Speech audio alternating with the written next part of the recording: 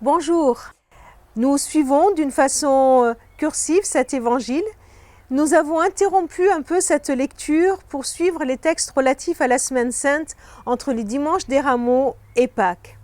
Et ici, nous revenons en arrière un peu et aujourd'hui, nous sommes dans les textes qui sont les préparatifs de la montée vers Jérusalem où tous les événements de la Semaine Sainte vont se succéder.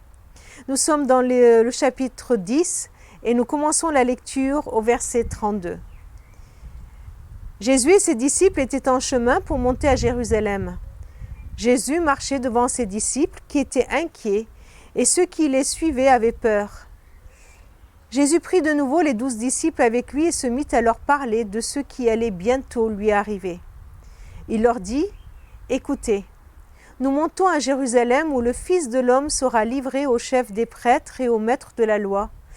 Ils le condamneront à mort, ils le livreront aux païens, ceux-ci se moqueront de lui, cracheront sur lui, le frapperont à coups de fouet et le mettront à mort.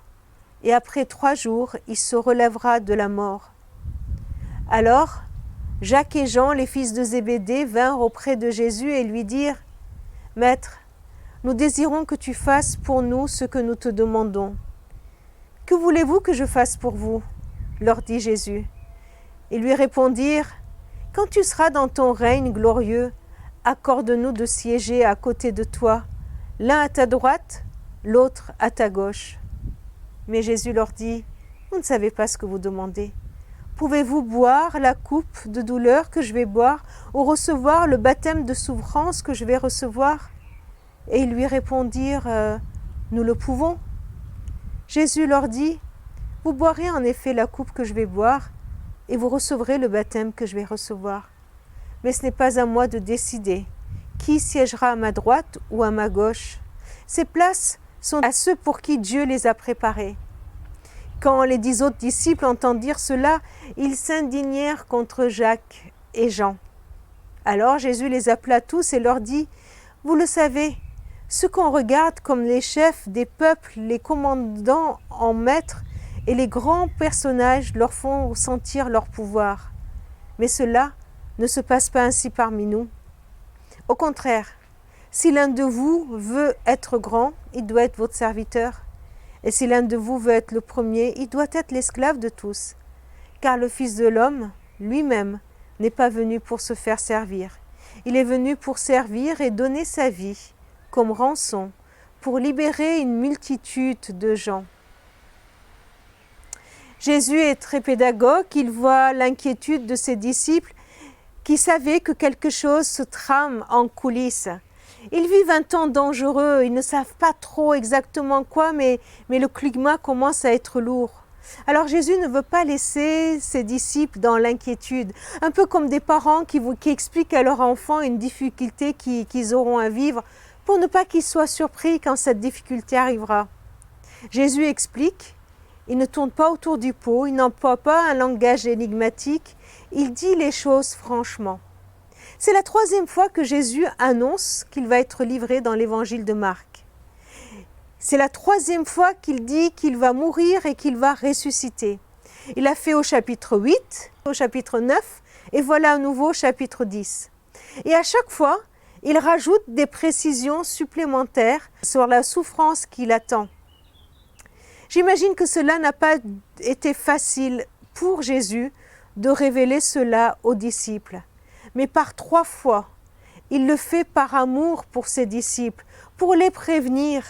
Il voit par avance cette souffrance qu'ils vont vivre, cette incompréhension, et il veut les prévenir, il veut les informer. Et il veut en même temps les rassurer en annonçant sa résurrection. Comment réagissent les disciples ?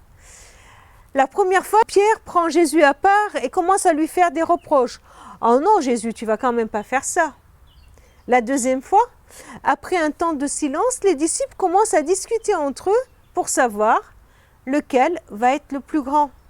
Et voici la 3e fois dans notre texte que nous venons de lire, la même préoccupation continue avec ces 2 frères qui viennent réserver leur place au paradis, l'un à droite, l'autre à gauche. Alors, on peut être indigné, nous aussi, un peu comme ses disciples.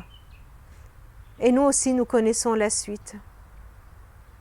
Après un temps d'indignation, posons-nous la question, devant la mission que Dieu nous révèle, devant son œuvre de salut qu'il est en train d'accomplir, est-ce que je ne passe pas moi aussi plus de temps à me poser des questions sur moi, sur la part que j'aurai dans cette mission, sur les honneurs, la reconnaissance, les récompenses?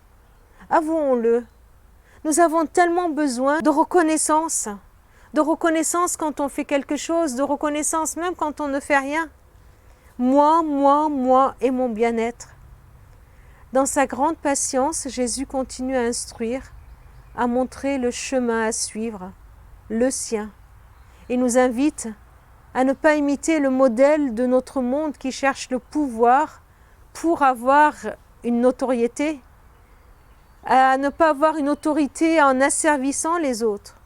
Notre modèle, c'est notre maître qui accepte de servir, de donner, de se donner et de donner même sa vie pour les autres.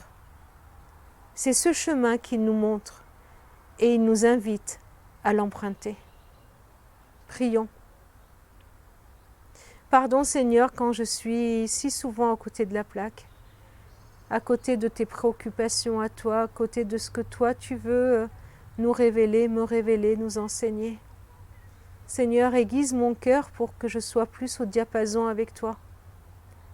Seigneur, je veux suivre ce chemin d'humilité, de don que tu me montres. Et en même temps, je sais que c'est compliqué. Alors je veux être tout proche de toi, marcher juste derrière toi, pour te suivre toi. Et en te suivant, Seigneur, être moi aussi dans ce chemin. Merci Seigneur pour ta patience. Merci pour ta persévérance à nous instruire. Amen. Je vous souhaite une bonne journée et je vous donne rendez-vous demain.